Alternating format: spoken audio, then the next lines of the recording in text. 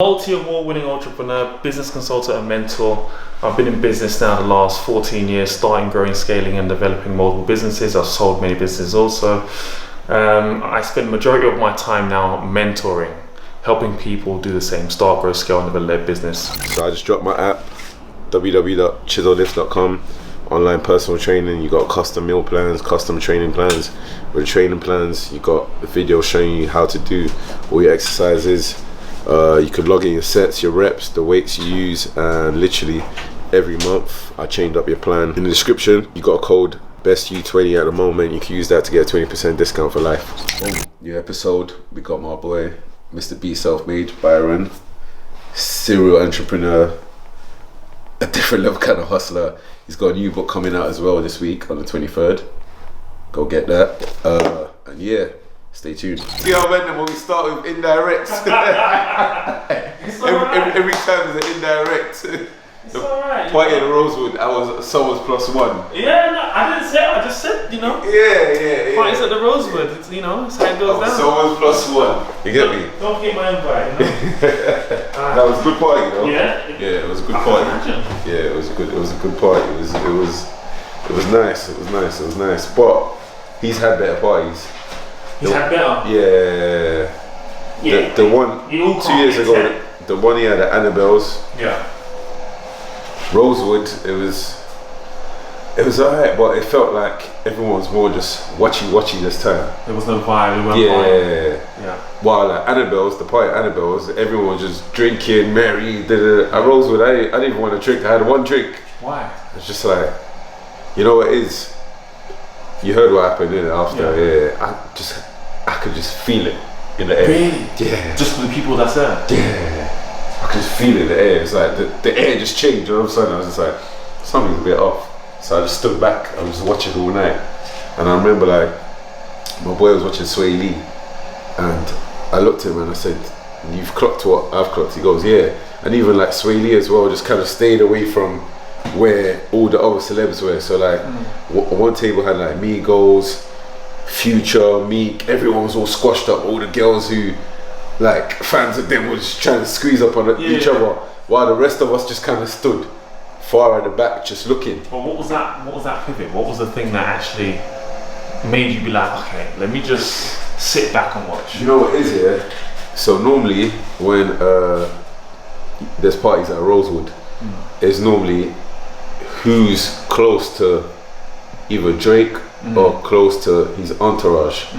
So it's normally like, if you're not in Drake's camp or in Giggs' camp, or if it was like he was on tour with someone like Tory Lanez, if you went in those camps, or bingo. But this was more open. It was a bit more open, where it stretched a bit more. So it was just like, who's this person? Yeah. While before everyone knows each other, but this time, even though everyone knows each other, we just knew straight away that this person, we don't know whether you weren't comfortable. Yeah, you don't know whether they mix too well. And then the concert got cancelled.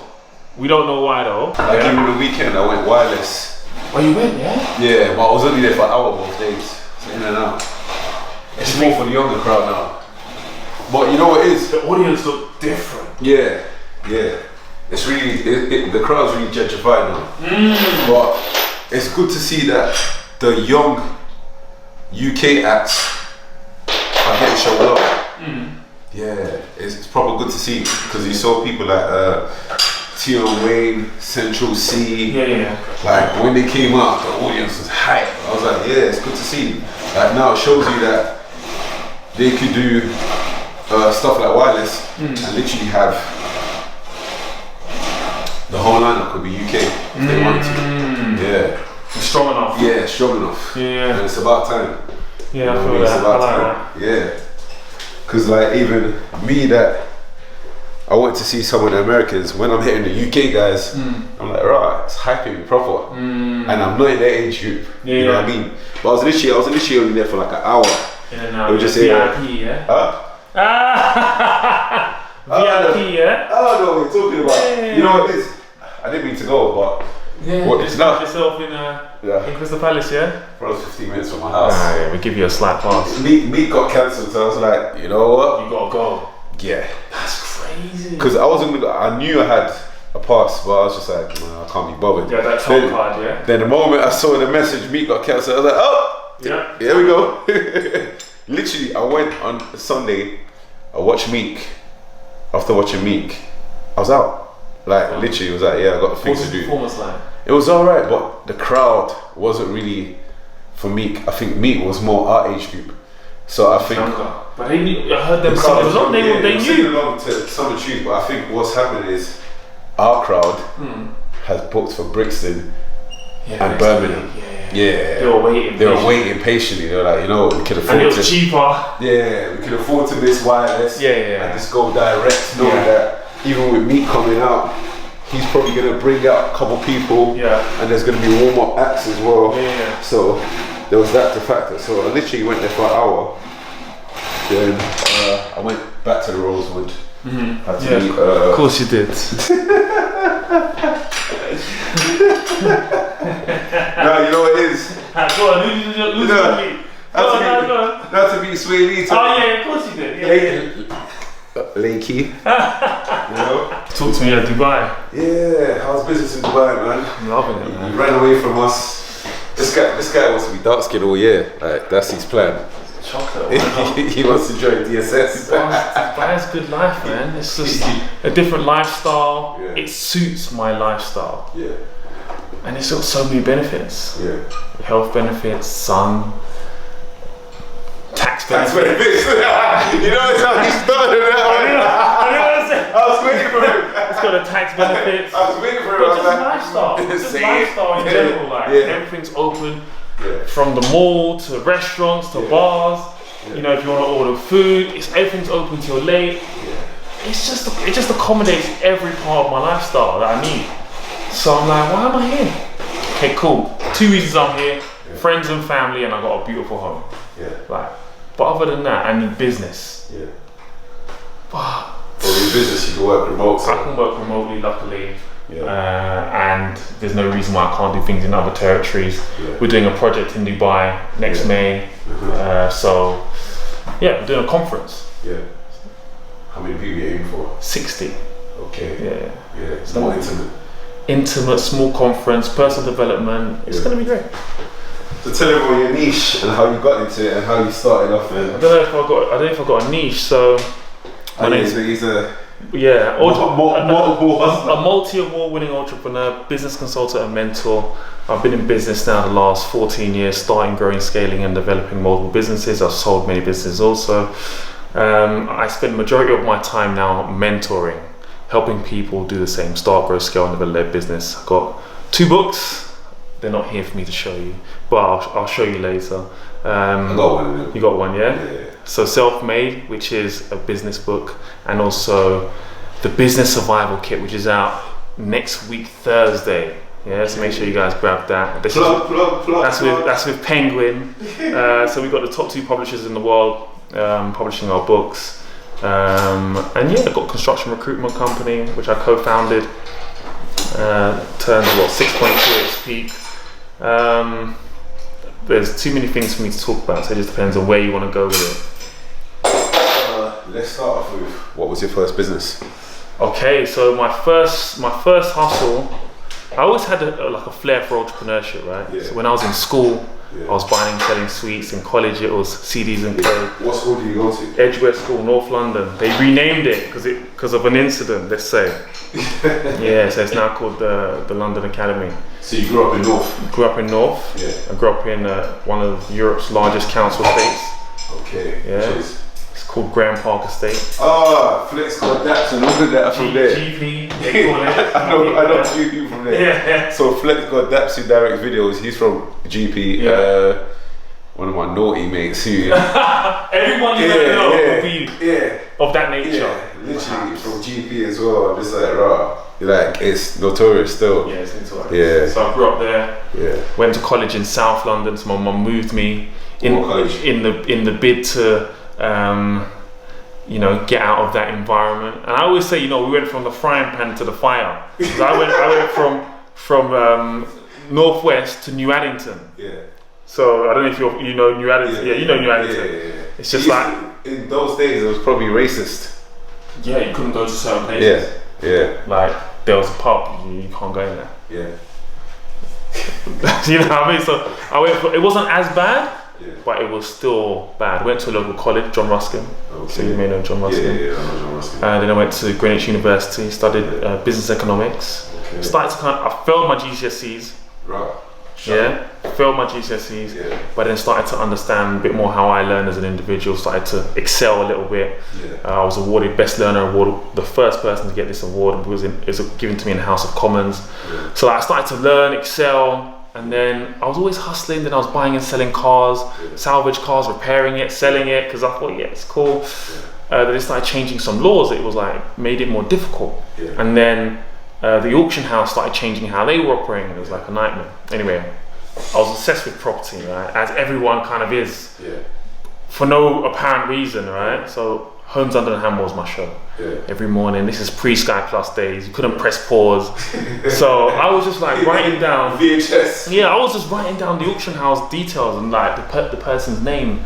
Then I would just go online and register and go to the auction house. I got no business going there. Yeah. So I started going there, and people was like recognizing me, and I was like just chatting to people. Yeah. And what I was doing at the time was I was networking with developers, landlords, all these people with money, but I didn't even realize until later on. I didn't realize what I was doing.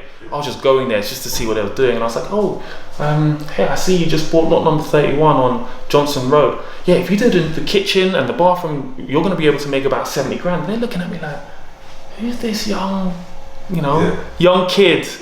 Talking to me about this property, and then sometimes some of them embraced me. I was like, yeah, why don't you come along and see what we do with it? I was like, yeah, cool. Then they was like, okay, cool, do you know anyone that will buy it? Obviously I'm being used, but I'm still trying to get in there as well. It's a transaction, right? So I'm like, okay, yeah, I'll find someone. I ain't got nobody in my network that's going to be buying property.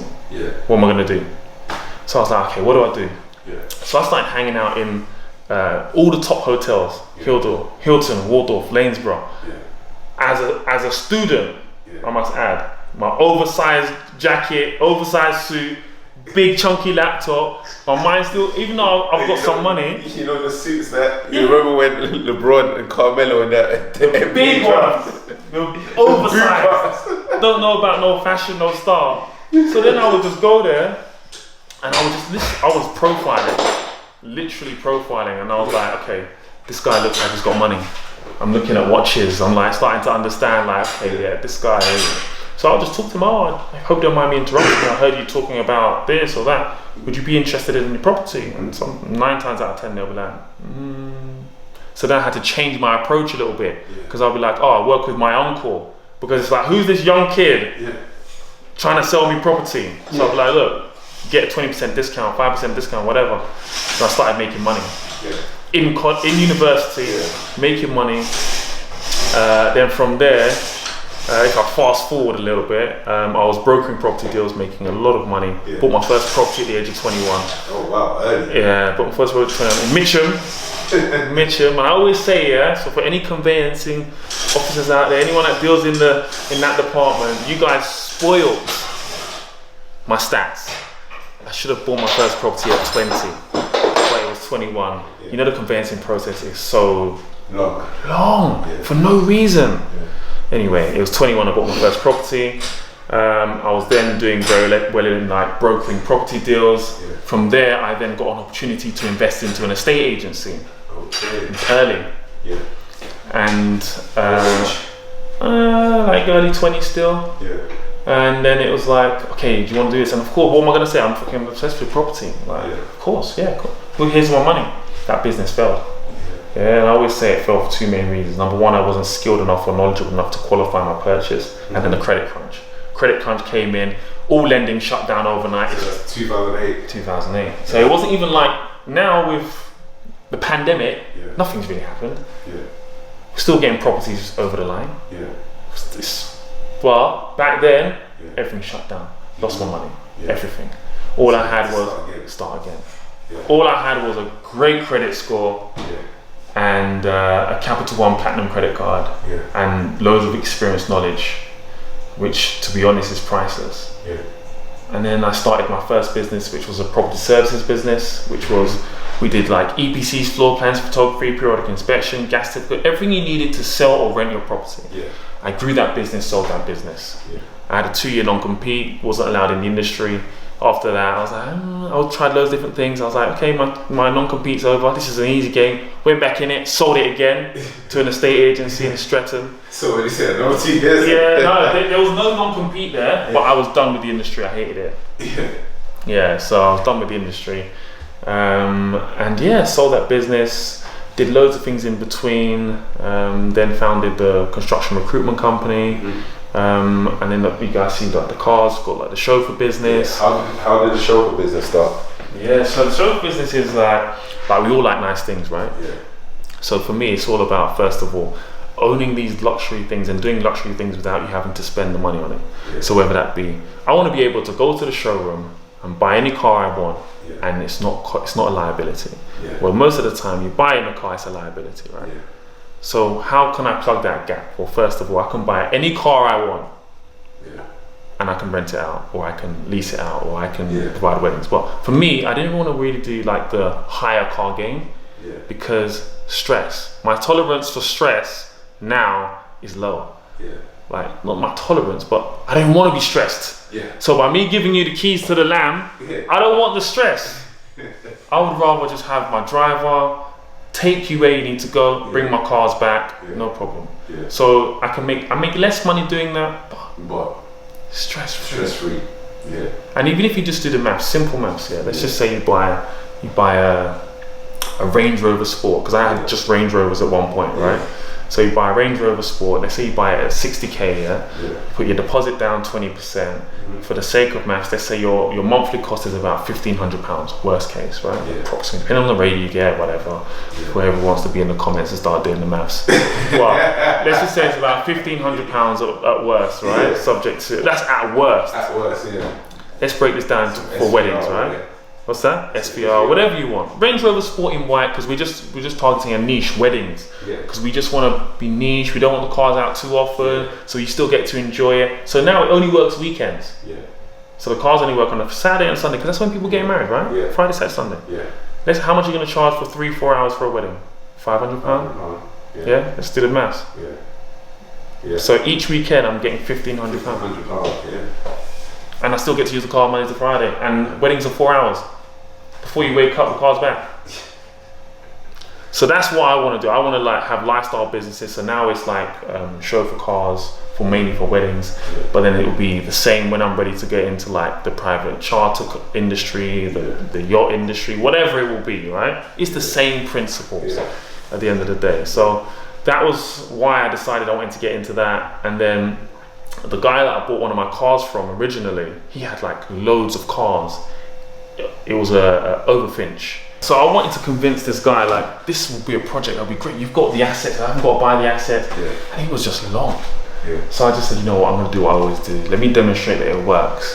And then you'll want to get involved. So I started only doing Range Rovers. So I bought the first Range Rover, and the second Range Rover, and the third one. And it was like Range Rover Sports for weddings, because it was like a car that I like to drive. And also I can make easy money from it. So that's how it all started. Then I started to expand, and I started buying rollers, Bentleys, Mercedes. So yeah, it's been cool, man. It's like, okay, what car do you want? Okay, how can I make it work? And it's pretty straightforward. It's an industry that I don't love, but it's cool. It's fine. I don't have to manage it. I've got a great team that take care of everything. But it's like, and the reason why I say it's an industry I don't love is more so about the other people, my competitors in the industry. What they're always trying to do, undercut. Oh, they're always trying to just do cheap deals, and I'm just like, you do what you want to do. But then now, when like the pandemic is hit, they're all gone. So all the guys who were doing shitty prices, they've all gone. They couldn't maintain, and then their cars were terrible. But to the consumer, if they're getting a Rolls Royce, it's a Rolls Royce. They're not really looking at the detail of it. A roller's a roller. Like I'm saying to you, I've decommissioned one of my rollers because it's below my standards for what I feel that people should experience. So I'm like, car's not for use. Don't use it, and it's just sitting there. But I'll sell it when I've got some time now, so I'll just sell it. I tell you the funniest ever day. So we had Lock Sundays at the Queen's. Remember? Which one?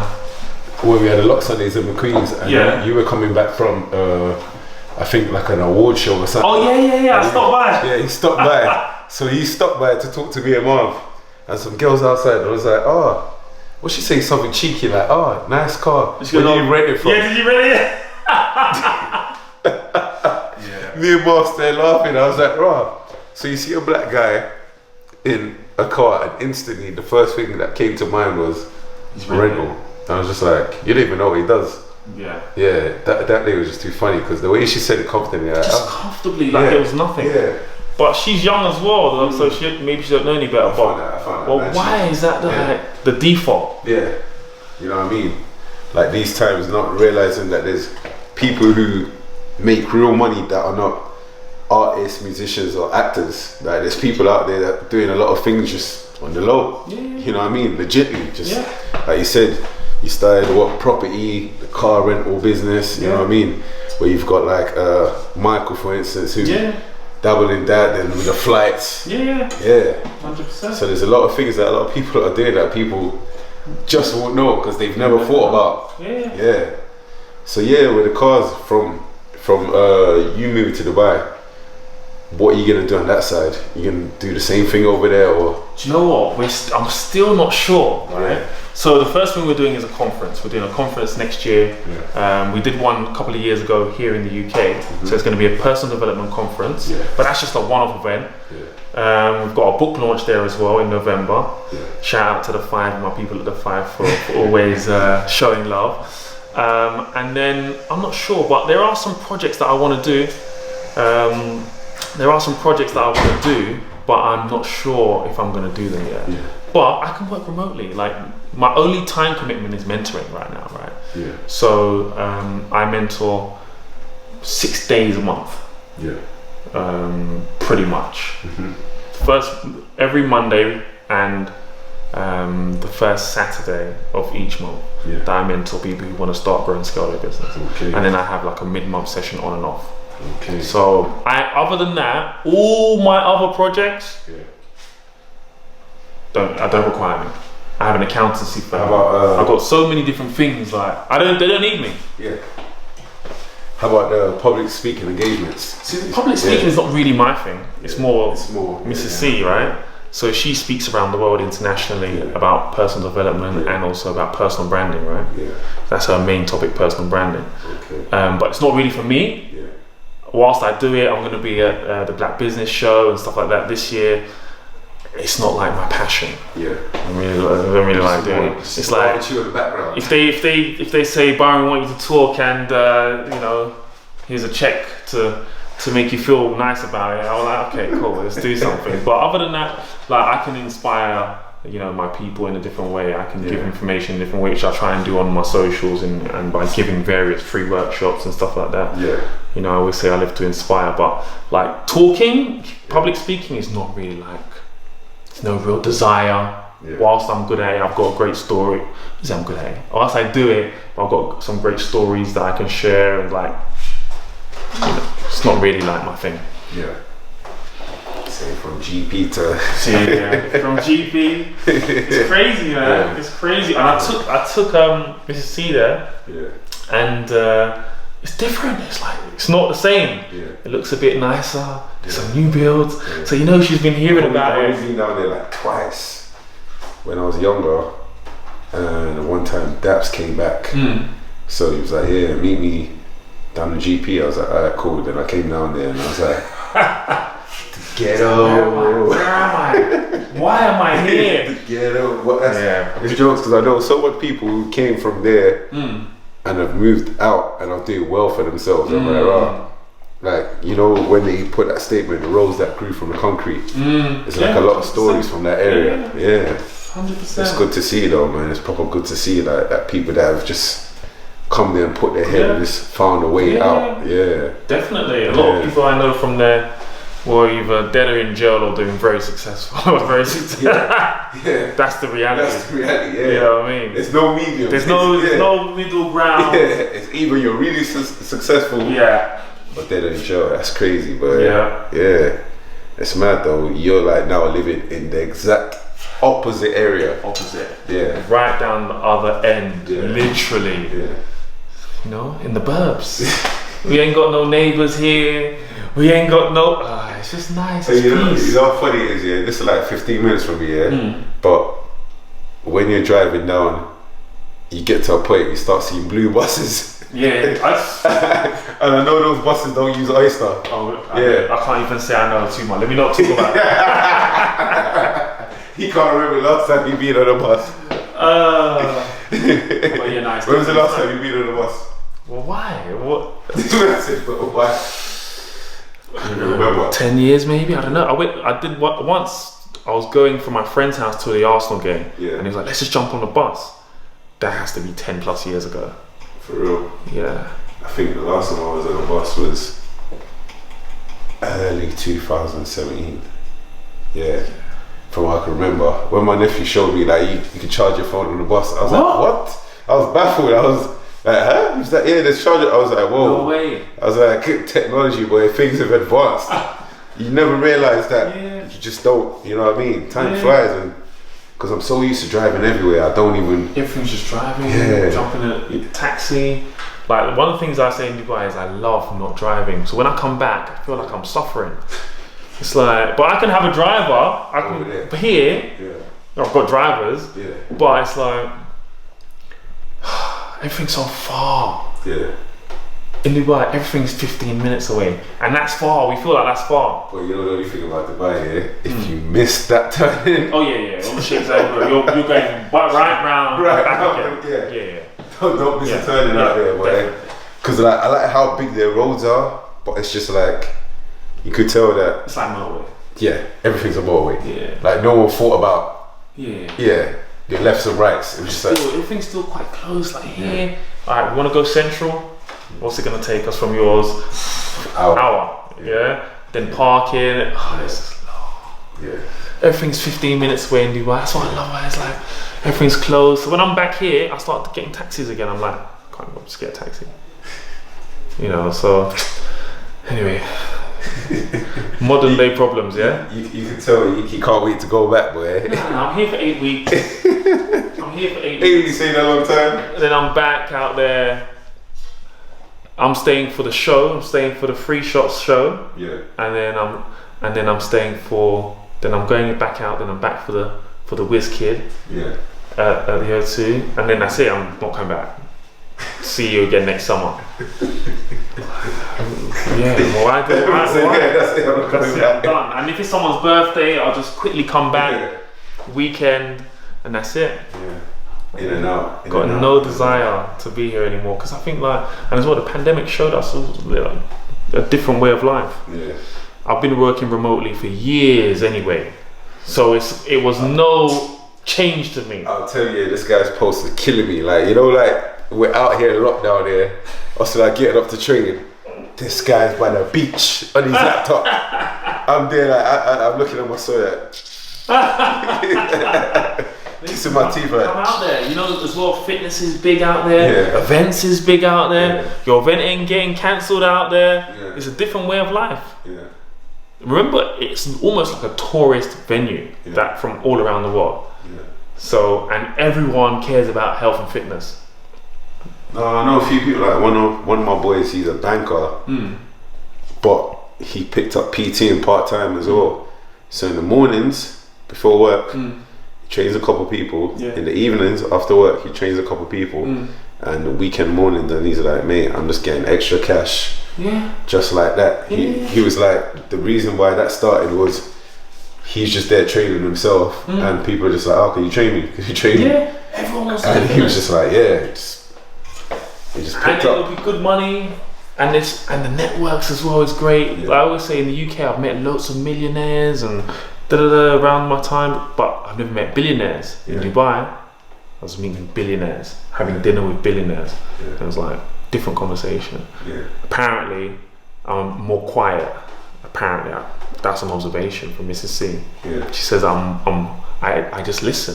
I said, listen, what am I going to be telling this billionaire? What am I going to be telling him, for real? Well, I made my first meal. Let me listen, let me absorb some knowledge. Yeah. But apparently, I've done that 1,000 times already. But apparently I'm way more quiet. That was her observation. She's Yeah. like, when I'm around those guys, I don't really talk. I'm like, really? Fair enough. Cool. I don't know what it is. I'm listening. I'm trying to, and they got stories. Yeah. These guys, New Year's, they're talking about who can cycle the furthest. We're gonna bet our plane. I'm just like, look at the different. What am I gonna tell this guy? He's talking about betting his plane. Let me bet the decommissioned Rolls Royce. Like, what? Oh, You want an old model? listen. So I want a new tick and a Bentley and all your business. These are conversations I can't even get myself involved in. Yeah. But some serious guys out there, some great people, they've embraced us. Yeah. And literally, like, I can't complain, man. Yeah. It's dope. But yeah, the conversations are different for Yeah. sure. But they also like spark your creative juices. You're like, okay, cool. What's the next project? You know, we're always doing a new project. Every 6 months, there's something new we're developing, whatever. Yeah. But I remember I phoned one of my friends, mentees, who also he sold one of his businesses. Yeah. I'll say, I won't say. He sold one of his businesses for many millions. Yeah. And I said to him, he's all about scaling, like rapid scale. So after having like lunch with these guys, I had an idea. I was like, yeah, let me pitch it to him. Because he said, Byron, when you give me a couple of ideas, I rang him and I said, listen, I've got an idea. This is, you've been waiting for this. Yeah. Gave him the idea and he was like, Byron, that's not the one. I was like, oh my God. But it just goes to show, I've been in business so many years, started so many businesses, helped hundreds of people start, grow, scale and develop theirs.